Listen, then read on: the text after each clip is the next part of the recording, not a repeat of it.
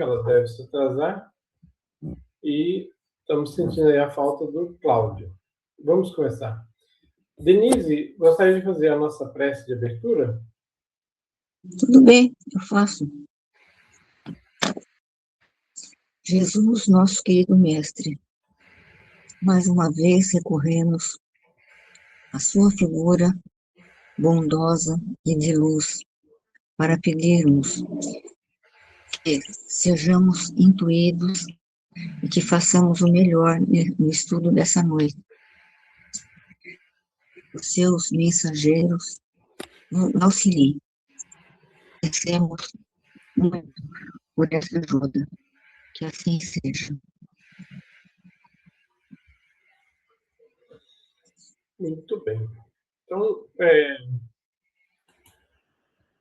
eu não sei se vocês se recordam, né? Assim, quando a gente estava no fim da reunião passada,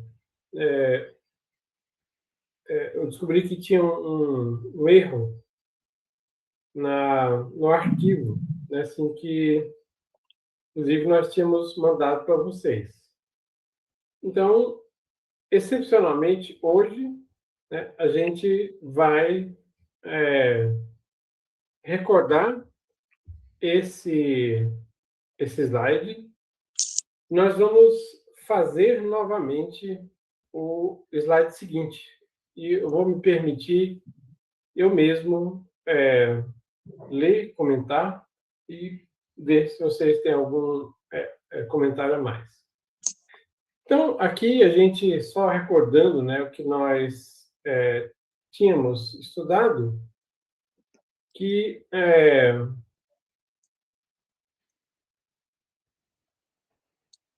Emmanuel explica que, muitas vezes, os espíritos, eles podem... Boa noite, Célia.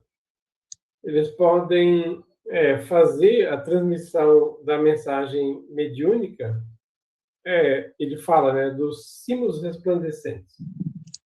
Então, muitas vezes, a mensagem ela é transmitida ao médium via telepática.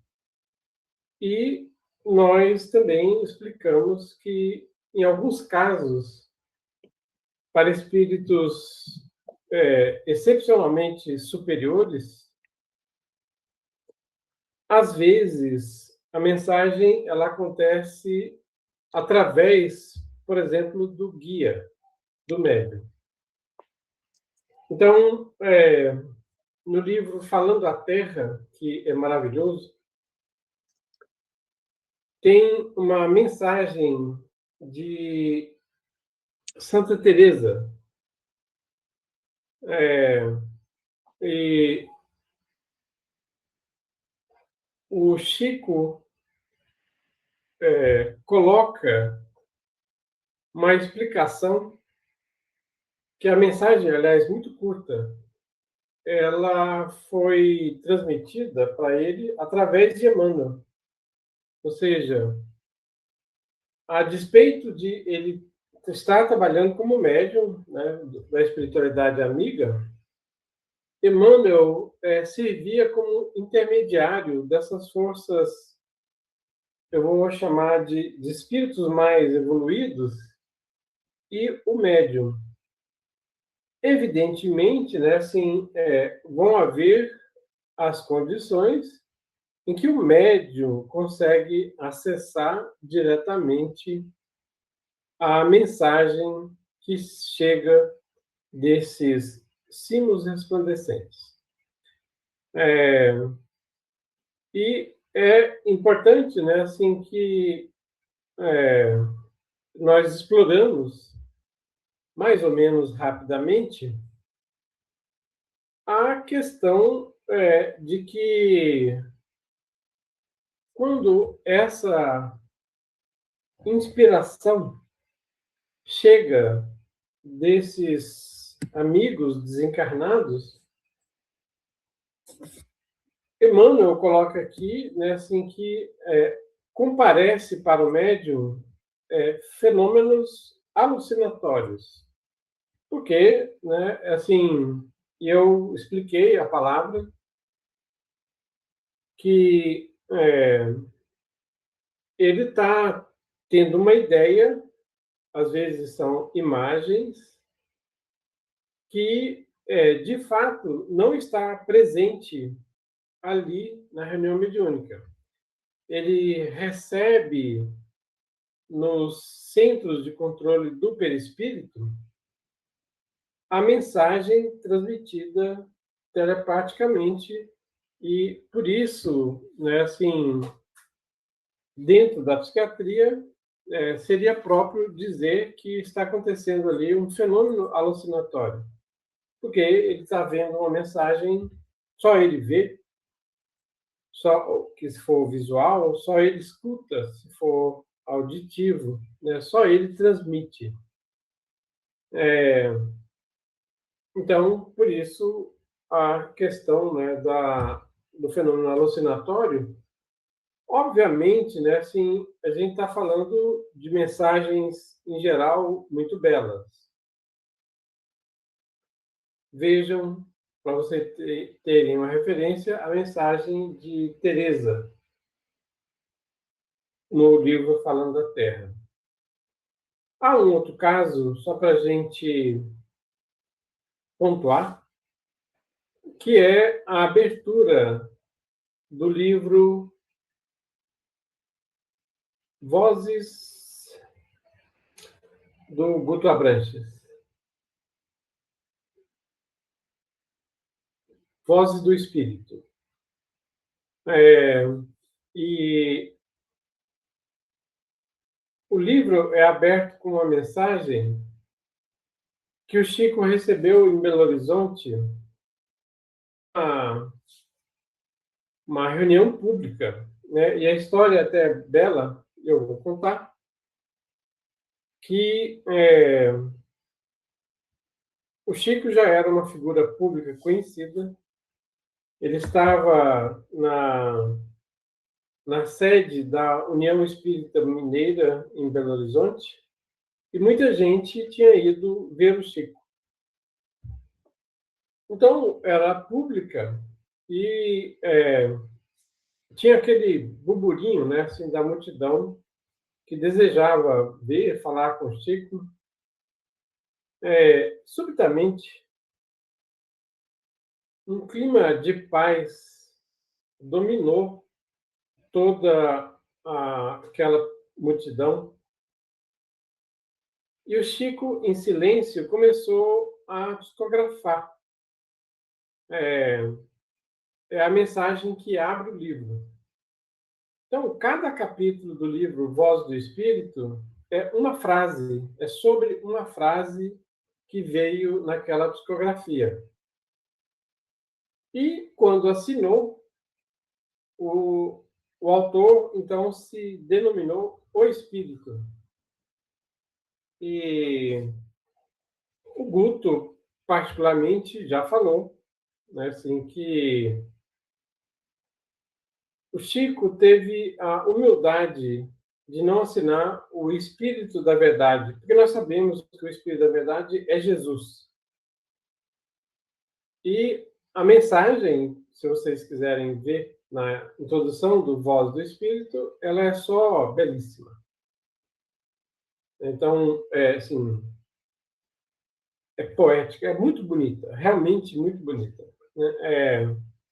E convites, né, assim, que estão registrados ali. É só para a gente entender, né, assim, então o médium pode trazer mensagens desses espíritos muito evoluídos? Pode, se ele tiver alcance. Mas, muitas vezes, então, pode acontecer de ter um intermediário, que pode ser, no caso do Chico, era Emmanuel. Muito bem. Isso nós vimos na semana passada. E esse é o encerramento, né, desse item, aparelhos mediúnicos, e que foi onde eu mesmo fiz uma confusão, né, assim, porque, de algum modo, o slide não estava fazendo parte, né, do conjunto de slides. E depois da reunião eu adicionei. Então nós vamos reler e eu vou me impor o trabalho de reler com vocês e comentar. Este, segundo a sua necessidade, o induz o médium a ver essa ou aquela imagem em vibrações que o envolvem, as quais são traduzidas pelo sensitivo de acordo com suas possibilidades intelectivas e sentimentais. Há instrumentos, médiums, portanto, que interpretam com fidelidade o que se lhes entrega. Outros, porém, não dispõem de elementos necessários para esse fim. Não se conjecture a necessidade, por parte dos desencarnados, de trabalho fatigante para que tais fenômenos se verifiquem, concretizando-se no plano físico. Tais fatos se realizam naturalmente, bastando para isso o seu desejo e o poder de fazê-la. A gente vai ver, né, na sequência, que esses espíritos superiores conseguem, né, assim, moldar, né, o fluido em torno do médium para fazer essa transmissão dessas ideias. Obviamente, a fidelidade da transmissão sempre depende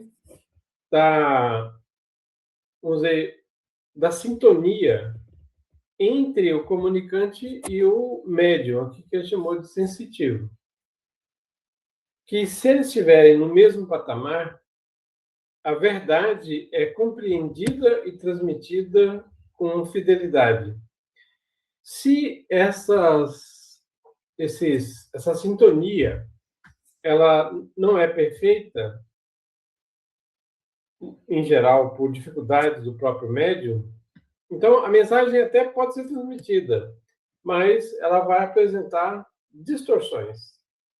Às vezes, as distorções são oriundas do próprio médium.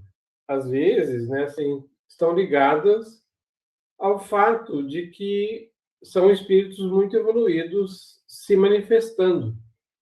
E, portanto, há uma dificuldade de acontecer, como eu disse, essa sintonia. E aí a mensagem fica truncada, ainda que possa ser de subido valor. Tudo bem? Isso nós chegamos a ler e estudar na semana passada, só que ficou um pouco mais precário. Podemos ir para frente? Beleza?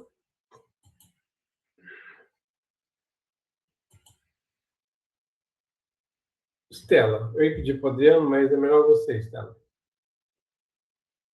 Você está podendo, Estela? Porque você estava... Ok, boa noite. Posso sim. Vou ler aqui. A ideoplasticidade do pensamento.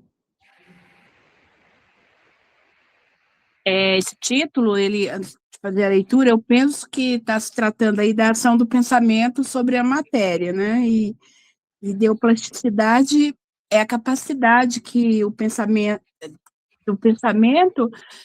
de moldar e materializar, digamos assim, formas na matéria e eles utilizam principalmente o fluido cósmico universal para que isso aconteça, né? Se eu não estou enganado, o título se remete mais ou menos a isso.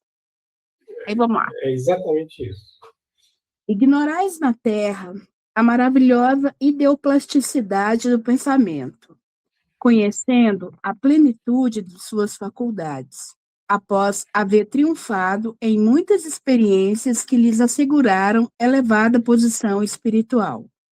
Senhores de tortentosos dons psíquicos, conquistado com a fé e com a virtude incorruptíveis. Os espíritos superiores possuem uma vontade potente e criadora de todas as formas de beleza. Às vezes, apresentam-se ao vidente grandiosas cenas da história do planeta, multidões luminosas, legiões de almas, quadros esses que, na maioria das vezes, constituem os pensamentos materializados das mentes evolvidas que os arquitetam e que atuam sobre os centros virtuais dos sensitivos, objetivando o progresso geral. É assim que se estabelece a união dos dois mundos, o físico e o espiritual, através de fatores inacessíveis às vossas medidas e instrumentos materiais. Então, é uma coisa difícil de explicar. Vamos ver lá o que eu consigo falar aqui. Então, eu penso que essa ação do pensamento aí sobre a matéria, que foi explicado anteriormente, ela é algo que é, assim, muito belo para aqueles que têm, digamos assim, a facilidade de visualizar que tem essa capacidade, né, mediúnica, digamos assim, de vislumbrar toda essa beleza que existe na união dos dois mundos, que é o espiritual e o material. Então, a gente consegue plasmar, os espíritos, né, conseguem plasmar de acordo com o que eles vivenciam no seu interior, de acordo com a sua evolução. Então, a gente vê, assim, que a beleza, ela está sempre ligada a aspectos evolutivos mais amplos. E aqueles espíritos que, de alguma maneira, se ligam muito ao plano menor, né, que está sempre com um pensamento, muitas vezes, que a força do pensamento desses espíritos estão sempre conectados com algo não tão elevado, o que é plasmado também não é assim tão belo. E isso varia muito de espírito para espírito e da condição de cada um dessa capacidade aí de fazer, de moldar e materializar aí essas formas pensamentos, né? Então, numa reunião mediúnica, de repente, é possível, se pela força do grupo, pelas possibilidades do médium, é possível se vislumbrar esses dois planos, tanto coisas muito belas, como também situações muito tristes em decorrência de serem espíritos muito necessitados, que ainda estão muito ligados a correntes mentais não tão positivas. E, deixa eu ver mais. Aí fala embaixo que os espíritos superiores possuem uma vontade potente e criadora de todas as formas de beleza, né? E essa beleza, ela está muito ligada, como eu falei, ao senso moral desses espíritos. E quando, assim, não é, a gente acaba tendendo também a se influenciar por situações não tão positivas. Porque, de uma forma ou de outra, o médium, ele acaba se sintonizando com aquilo que ele permite que seja plasmado em seu pensamento. Então, pode se conectar a situações muito saudáveis, como também pode vislumbrar um plano menor, não tão potencialmente belo, em decorrência daquilo que ele mesmo se deixa ligar mentalmente, né? Então, mais uma vez, comprovando aqui que pensamento é vida, pensamento é energia, pensamento é vibração e tudo deriva disso. Eu acho que é isso que eu consigo falar, Eduardo. E acho que você fez um resumo muito interessante, né? Inclusive, Estela, eu vou me permitir repetir algo que você disse. Em geral, eu tento não fazer isso. Que é assim, nós mesmos, né, espíritos em condições bem medianas, nós também plasmamos, né, assim, no fluido cósmico universal, nossos pensamentos. Então, aqueles pensamentos que você habitualmente cultiva, eu vou usar um termo de Joana, né, assim, os pensamentos que você acalenta, eles passam a te acompanhar, e você usou a expressão correta, né, como formas de pensamento. Assim, elas interagem com você, sendo boas ou não. Assim, depende da qualidade dos pensamentos que você tem. Pensou, criou. Você quase usou essa expressão. Porque você projeta, né, uma dinâmica em torno de você, você projeta uma história. E isso te tipifica, isso mostra quem você é para os espíritos que se aproximam de você. Então, a sintonia, se eles gostam dos pensamentos que você projeta no fluido cósmico universal, eles se aproximam. Por exemplo, né, assim, se você gosta de dinheiro, né, você é apaixonado por dinheiro, você vive por conta do dinheiro, de título, gado, ouro. O pessoal de Goiás é assim, né? Assim, brincadeirinha. E aí você atrai quem gosta das mesmas coisas que estão projetadas em torno de você. E eu vou narrar 3 episódios, né, assim, que mostram, né, essa questão da ideoplasticidade. Uma, quem narra é Sueli Caldas Schubert, que, quando o Divaldo esteve em Juiz de Fora, alguns espíritos necessitados foram levados para assistir ao seminário que ele conduziria. Então, o espírito depois falou, né, assim, Divaldo, falava sobre o codificador, né, que obviamente é Allan Kardec. Então, na medida que ele falava, cenas eram projetadas e as cenas adquiriam vida. Olha só que interessante. Ele abordava algum aspecto da vida de Kardec e aquela cena era projetada nessa tela que eu vou chamar fluido cósmico universal, chamar como tela, mas ela tinha 3D. Mas mais do que isso, ela tinha vida própria.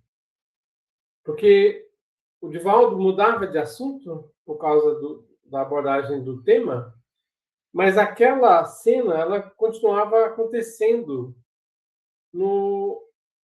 nessa projeção. Eu vou usar a palavra dele aqui, ideoplástica. Então, era assim, o espírito depois ele voltou para uma certa razão, né? Assim, muito bonita a história, e ele conta que a história projetada tinha mais detalhes do que o Divaldo expunha na palestra. Então, para a gente pensar, né? Assim, quando eu vejo, né, pela internet as palestras do Divaldo, obviamente, né, do passado, eu fico impressionado com a riqueza de detalhes que ele colocava. E me pergunto, né, assim, o quanto que tinha, né, desse mecanismo da idioplasticidade, até com alguma interação com ele mesmo. O outro episódio aconteceu tanto com o Chico quanto com o Divaldo, e eu podia contar as histórias separadas, mas quando eles estavam psicografando livros, o Divaldo até conta de um jeito muito engraçado. Eu vou contar separado. Apesar assim que trazem o mesmo ensinamento. Divaldo conta, né, assim, que ele era capaz de entrar na história. Então, assim, ele estava narrando episódios do século XVI. Ele via a história se desenrolar na frente dele. E ele dizia, assim, que era Victor Hugo, ele projetava um cenário. E ele conta que ele podia andar no cenário, né, assim, espiritualmente, percorrer o cenário projetado por Victor Hugo. E Divaldo realmente ele trouxe muito ensinamento. Ele conta, né, assim, que na medida que a história se desenrolava, ele tinha raiva ou ou se apaixonava, assim, por um ou outro personagem. E Victor Hugo, certa vez, interrompeu e falou o seguinte: o senhor está atrapalhando a recepção da minha história. Por conta, né, de ele estar lá com raiva, com desejo, né, assim, de justiça, né, assim, em relação a um certo personagem, e aí acabava atrapalhando a recepção. Mas, para a gente entender, né, assim, a profundidade, né, assim, que acabava afetando, né, o receptor, que nesse caso era o médium Divaldo Pereira Franco. E o Chico conta, né, assim, que principalmente na recepção dos livros históricos, eu vou lembrar para vocês, né? Então, Paulo Estevão, há 2000 anos, 50 anos depois, Ave Cristo e Renúncia, né? São livros históricos de Emmanuel, cada um mais belo do que o outro. Ele conta que ele via as cenas se desenrolarem na frente dele quando ele estava fazendo a psicografia do livro. Como eu disse também, né, ele via cenas 3D. Acho que eu vou contar umas das histórias, né, assim, porque para que ele entrasse no ambiente e fosse um médium maleável, então, Emmanuel mostrava as cenas para ele. Eu vou contar o detalhe. Não queria, por causa do tempo. Quando ele psicografava Ave Cristo, ele conta que nem todas as histórias que foram apresentadas a ele foram capturadas no livro que nós conhecemos.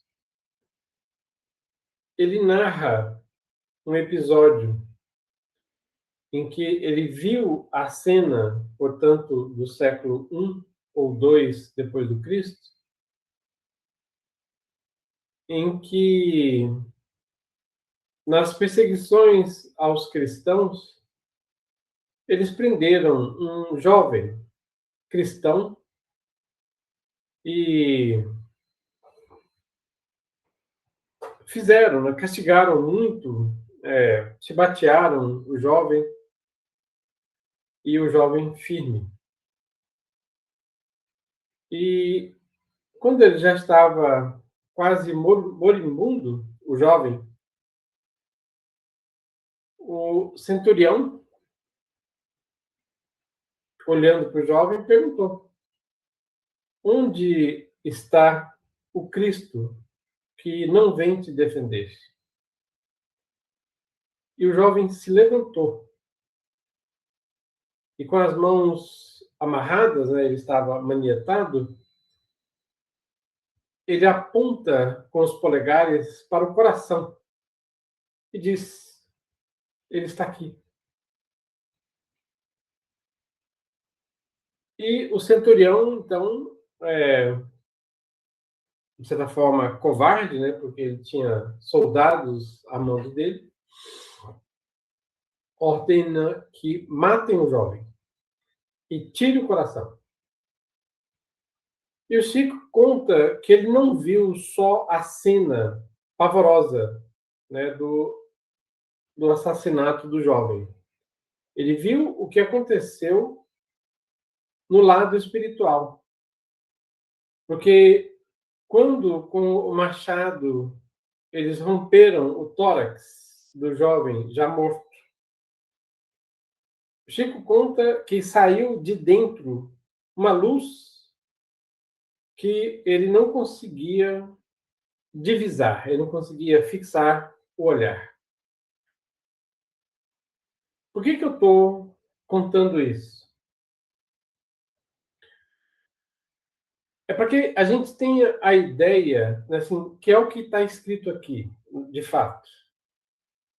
E também eu preciso dizer, Estela explicou bem, né? Eu estou só, como eu gosto de fazer, contando casos.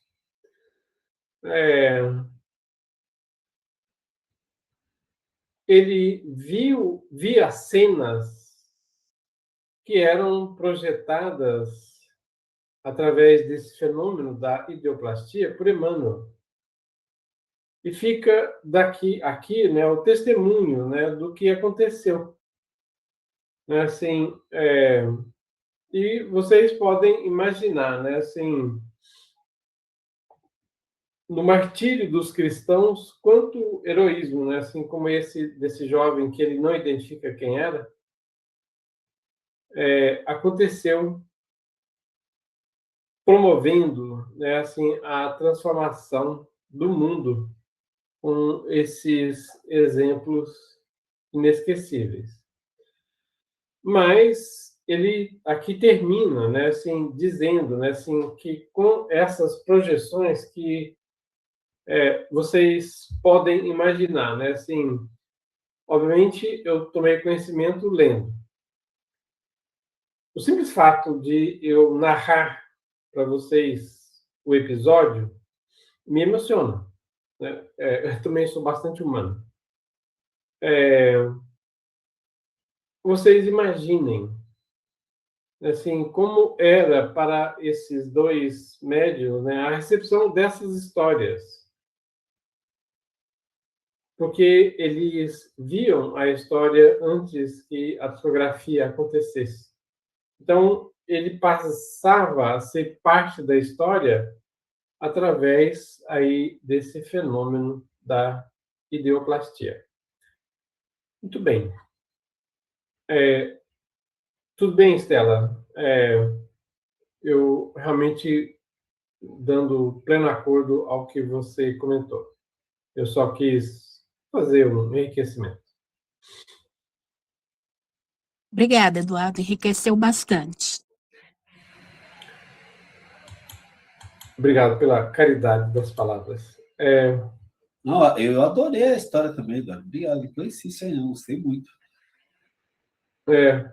O Chico e Edivaldo, né? Assim, eles tinham bastante conhecimento. Adriano, essa é o último slide desse capítulo. Quer fazer a leitura? Ah, sim, vamos, até para a gente poder testar, né? A gente está com os dois canais abertos. Vocês estão, sim, acredito que está tudo bem com os áudios, tudo certo. Então, não está dando eco nem nada, né? Então, acho que a gente acertou aqui. A ideoplastia do pensamento. O tempo reserva muitas surpresas ao homem. Dentro da proporção de sua evolução moral, concretizando o edifício imortal de todas as ideias altruístas, nobres e generosas, sendo totalmente inútil que alguns deles se arvorem em supremas autoridades nos variados ramos da vida, porque dentro da sua pretensiosa indigência se perderão fatalmente no labirinto discursivo dos seus argumentos mateotécnicos. E aí, mateotecnia, ciência fantástica, né? A sabedoria popular, né, ensina que o tempo, né, é o senhor da verdade. Então, o tempo se encarrega de mostrar, né, as verdades que se preservam por séculos. E, às vezes, uma ideia que alguém traz, que algum pensador traz, um pesquisador traz, algum teólogo traz, né, ele apresenta aquilo bem intencionado, ou com outras intenções, né? Mas o tempo vai tratar, até pelo avanço da ciência, do avanço da psicologia, do avanço da filosofia, ele vai tratar de demonstrar esses nossos filósofos da época do Iluminismo, principalmente, a gente pode ver o né, as ideias que se preservaram ou não. E quando a gente volta lá atrás, para falar de Platão, de Aristóteles, de Sócrates, veja quantos séculos as ideias deles se preservaram. Né? Então, o tempo acaba, ou ele vai esclarecendo melhor aquela ideia, ou vai lançando novas leis, novas luzes, ou ele vai infirmando aquilo. Olha, o que a gente acreditou que era uma verdade, aí de repente descobre, como sempre acreditou que as menores partículas eram os quarks, de repente descobriu que existiam os bósons. Então, são a evolução. E para nós, né, no nosso estudo, o que é importante para o espírito é a sua evolução moral. Né?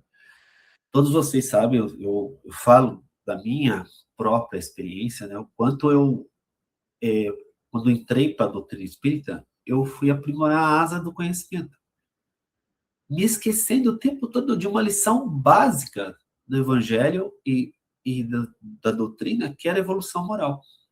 Então, ainda não tinha, por mais que seja clara essa ideia, para quase todos que entram no espiritismo, para mim não foi tão claro. E quando eu descobri, foi fantástico descobrir isso. Eu falei, bom, então eu tenho uma bagagem de conhecimento técnico que agora eu vou levar para a área moral.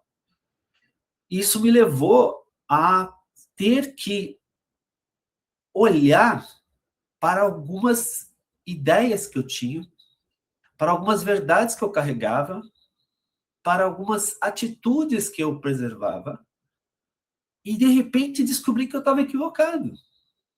Porque pelas lições do amor, do servir, de humildade que veio com o Espiritismo, né? Todo o conhecimento através da plasticidade do pensamento, como o Eduardo fala, né? Pensou, criou, e a Luciana repetia isso, minha ex-esposa, ela repetia, pensou, plasmou, o Rian cresceu escutando isso.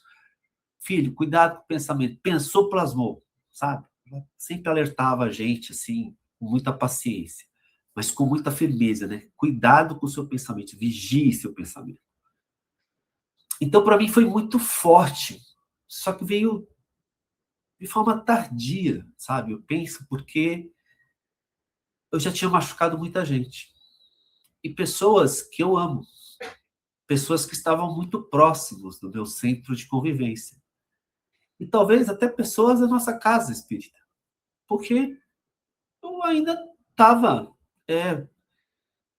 não tinha entendido essa questão da evolução moral, da asa da moralidade. Né? Então, isso é básico, Adriano, por que você não entendeu? Eu não entendi, não sei por quê, não consegui, foi uma coisa que estava me bloqueando. E para mim tem sido uma experiência muito bela, né? Trazer tudo que eu aprendo com vocês, né? Em todos os estudos, trazer para o lado moral. Então, poder olhar para as minhas sombras com mais coragem, com mais leveza. Eu era uma pessoa que me cobrava demais, me cobrava muito. E eu começava a ter um pouco de generosidade comigo, sabe? Também, sabe? Saber perdoar também, né? A mim e pessoas que me fizeram mal também, com uma facilidade. Essas foram fáceis de perdoar. Nossa, essas foram fáceis. Mas a mim eu tinha mais dificuldade, porque eu falava, poxa, eu tinha o conhecimento. Eu sabia. Então eu sabia que estava errando. Mesmo assim, eu mantinha aquele comportamento. Aí eu comecei, foi o primeiro passo, já comentei isso com vocês no estudo de Joana, o primeiro passo foi parar de fazer. Então, eu consegui parar. E o segundo passo foi reparar. E agora nós estamos na fase de expiação, e assim a gente vai, e é o tema que a gente está tratando no estudo de Joana. Então, o ser humano, né, quando ele acaba estudando, conhecendo, ele pode se tornar pretensioso, ou ele pode soar soberbo. E aí, quando a gente olha para a evolução moral, que é isso que a gente está buscando no nosso espírito, a gente reencarna para que o nosso espírito evolua.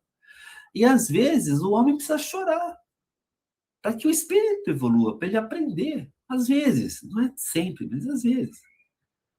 E se for necessário para a evolução do espírito que o homem chore, que assim seja. Né? Não porque Deus ou Jesus quer que nós sofremos, mas não, porque é o aprendizado do espírito. Então, às vezes, séculos de resgate são feitos através de uma existência de muitos desafios. Né? E muitas verdades que as pessoas carregam dentro da sua mente, que se preserva no espírito, do perispírito, para ser mais precisamente, começam a ser revistas, né? E veja como Emmanuel usa a palavra perderão fatalmente no labirinto discursivo dos seus argumentos mateotécnicos. Nós vivemos uma época da narrativa. Hoje, o mundo atual, contemporâneo, é um mundo de narrativas. É muito difícil a gente saber qual que é a verdade, porque são narrativas. Então, você tem, principalmente, muita polarização em muitos aspectos da existência humana, e é tudo argumento. Você vê a mesma notícia em diferentes veículos de comunicação, tem um viés diferente. Né? Então, esse labirinto discursivo. Né? Então, você está tentando achar a verdade nisso. E é importante que você pense, que você raciocine por você mesmo, para que você possa encontrar o que faz sentido para você. E feliz de você, se você enxergar ali bondade, né, no raciocínio, enxergar a caridade, enxergar que você está trilhando um caminho reto, e como que você pode, através da sua ação, né, melhorar o mundo ao seu redor. Então, eu tenho tido muita ajuda espiritual e muita generosidade. Um exemplo simples que eu posso dar aqui para vocês foi o tempo que eu morei com a Dona Vicentina. Foi uma convivência extremamente rica, uma paciência gigante da Dona Vicentina comigo e me ensinando diariamente, né, com muito amor. Né, e me fez muito bem. E aí a evolução moral, ela cresceu com essa convivência. Outra pessoa que conversava muito comigo, a Rosa, a gente tinha nossas conversas, principalmente no carro, a gente conversava sobre muita coisa, e também aprendia tantas coisas. Então, a gente, com humildade, vai aprendendo, sabe? Vai vendo, vai tendo uma convivência mais próxima das pessoas, e vai evoluindo. Então, a gente vai vendo que o tempo é que vai trazendo essas surpresas para nós, sabe? aquilo que você acreditava como verdade, às vezes você está até passando numa palestra, você está passando numa conversa, e de repente você descobre que não, que aquilo que você estava passando, você não estava mentindo, você estava falando a verdade, mas era aquela verdade que você acreditava. Você estava sendo sincero, mas você descobre que não. E aí você tem a chance de falar, olha, aquele pensamento meu alterou, né? Ele evoluiu. E às vezes alguém que concordava com você fala, eu não concordo mais com essa tua nova visão, não. Não tem problema, tá tudo certo, sabe? Estamos trocando ideias para que a gente possa melhorar. Então, esse edifício imortal das ideias altruístas, né? Então, a ideia altruísta, quer dizer, você pensar no outro, ideias elevadas, ideias que você pensa na comunidade, que você pensa que a sua ação, os seus pensamentos, no que vai trazer maior benefício para todos que estão na sua esfera de atuação. Inclusive seu pensamento, já que estamos falando da ideoplasticidade do pensamento, das formas do pensamento. Inclusive teu pensamento. O seu pensamento que você tem ali, ele vai emanando energia ao seu redor. E as pessoas que chegam próximo de você são atingidas por esse pensamento. E o nosso pensamento aqui atinge regiões de guerra. A gente consegue mandar. E é tão incrível a força do pensamento e a bondade de Deus que o nosso pensamento alcança pessoas que estão em zonas de guerra. Então, esse tempo, essa constância da física, tão importante o tempo, mostra, né, que a gente pode, apesar de usar ciências inúteis para tentar sustentar algum raciocínio equivocado, o ramo, a própria tempo, ele vai tratar de mostrar o que é verdadeiro e o que não é. E tudo bem quando você percebe que aquilo que você acreditava ser verdade não é mais, e você então você passa a falar outra coisa. E a pessoa fala para você, poxa, mas você falava outra coisa. Falava, mas eu melhorei. Eu pensei melhor. Um exemplo simples, são casais que às vezes vão se separar e a pessoa quer saber, mas por que você quer se separar de mim? Porque eu não te amo mais. Ah, então você nunca me amou. Se você deixou de me amar, então quando você me dizia eu te amo, você não estava dizendo a verdade? Aí eu, falando tanto para qualquer um dos dois, né? Eu falei, não, eu te amava, só que eu deixei de te amar. Estou sendo sincero, não estou inventando nenhuma desculpa, né? E não é porque foi verdade lá no passado que existia amor, mas agora não existe mais. E aí chegou um momento de separação, por qualquer razão que seja, e... Adriano, Desculpa, eu peço foco. Tá, desculpa, eu só quis dar um exemplo. Mas é esse, é meu. Mas, assim, não tem a ver com o nosso tema. Sim, eu estava tentando falar da ideoplastia do pensamento, mas desculpa. Desculpa, Eduardo. Ok. Então, é assim, ó, o que ele está falando nesse parágrafo é relativamente simples. Apesar, né, de estar falando de um debate que nós temos a proposta que Kardec se utiliza para descrever o fenômeno mediúnico. E nós temos várias razões para estarmos seguros que a proposta que ele traz, ela pode até ser aprofundada por outros estudiosos, mas ela constitui os fundamentos da explicação do fenômeno mediúnico. Houve estudiosos que apresentaram outras teorias, algumas, inclusive, negando o fenômeno mediúnico, tiveram, como existem até hoje. Né? É sobre isso que ele está falando das pessoas que se perdem no labirinto discursivo dos argumentos mateotécnicos. Então, é assim, muitas vezes, alguns negam, inclusive, a imortalidade. mas nós já temos demonstrações suficientes para não colocar isso mais em discussão. De certa forma, né, como Adriano colocou, o tempo é senhor da razão, é senhor da verdade, foi a expressão que ele usou. Mas é isso, né? Assim, nós, hoje, né, assim, a melhor explicação que nós temos para o fenômeno mediúnico é a proposta que Kardec trouxe. Pode haver algum aprofundamento dos estudiosos, né, assim, o próprio Emmanuel, André Luiz, Hermínio Corrêa de Miranda, Manuel Filomeno de Miranda, Viana de Carvalho. Sim, trazem aprofundamentos, a gente entende melhor a mecânica do fenômeno, mas a base continua sendo Kardec. Toda vez, né, assim, que a gente vê algo que quer abalar o edifício proposto por Kardec, temos que ficar desconfiados. Mas, principalmente, né, assim, a ideia nobre que propõe a evolução moral é o fato de que o fenômeno mediúnico ele faz a demonstração da continuidade da vida.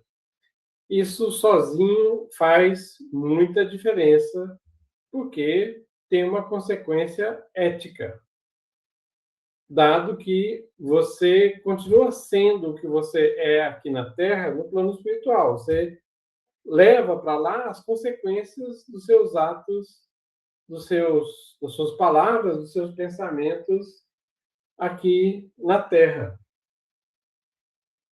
Eu queria fazer mais dois comentários, né? Um ligado ao slide passado e que eu perdi, que é assim, a potência da formação da ideoplasticidade, né, das formas de pensamento, está ligada à capacidade intelectual do espírito. A beleza do que é projetado depende da capacidade moral. Só para a gente compreender. Então, assim, o espírito inferior pode ter uma capacidade hipnótica grande? Pode. Que tem a ver com esses recursos intelectuais que eu me referi. Mas, como ele é moralmente inferior, a sua projeção é inferior. A beleza dos quadros projetados estarão ligadas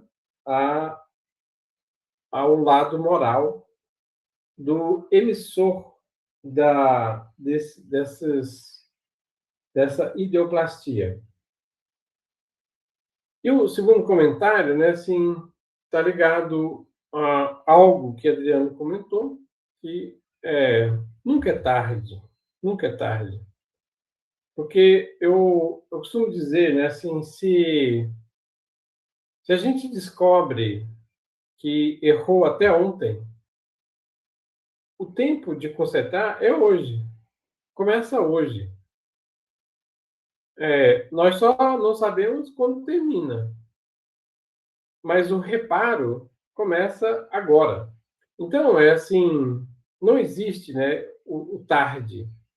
Existe um momento que você identifica o desvio e pode, sim, trabalhar para fazer esse reparo. Espero ter feito sentido para vocês. E, com isso, nós terminamos o capítulo. Aí, só me ajuda, Estela. Quem que conduz quem que coordena o estudo do capítulo 30? O próximo é uma tal de Estela. Ah, bom. Então, eu te mando depois o material. Vai ser muito bem conduzido, tenho certeza. Muito bom. Vicentina, quer fazer o nosso encerramento?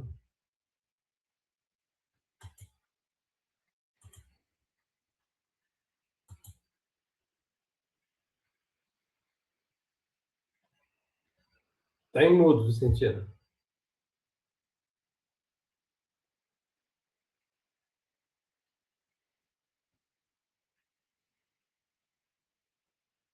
Continua mudo. Estela, você gostaria de encerrar para nós, por favor? Posso sim, Eduardo. Consegui abrir, mas Abri. faz, Estela. Vicentina, por favor. Não, faz, Juliana. Faz. Ok. Então, que a gente possa, após agora esses momentos em que foram tão importantes para que pudéssemos aprender um pouquinho mais, aproveitando bem o nosso tempo, nesse início de noite do domingo, que a gente possa agradecer a espiritualidade amiga por ter permitido que aqui nos encontrássemos, que possamos agradecer aos amigos da espiritualidade por nos proporcionar condição de entendimento daquilo que foi explicado, daquilo que foi dito aqui nesta noite, e, sobretudo, a gente possa, no nosso dia a dia, colocar em prática os ensinamentos aqui recebidos. Pedimos aos bons amigos que ampare os lares e todos os irmãos e irmãs que fazem parte deste grupo, que aqui se encontram, e também aqueles que não puderam estar conosco, e que a gente possa, então, um pensamento de muito amor, muita vontade de servir. Agora, nesta noite que vamos repousar fisicamente, doar alguma coisa de nós para aqueles que, de uma forma ou de outra, estão necessitando nesse nosso mundo tão cheio de necessidades. Obrigada, Senhor, e te pedimos, permita que possamos estar novamente reunidos aqui em Teu nome, no próximo domingo, para aprendermos um pouquinho mais. Muito obrigada e que assim seja. Graças a Deus. Obrigado a todos. Obrigado. Obrigado, Adriana, aí, pela transmissão e gravação. Eu que agradeço, gente. Obrigado. Excelente semana. Até a próxima. Boa noite. Obrigada. Tchau, tchau. Tchau.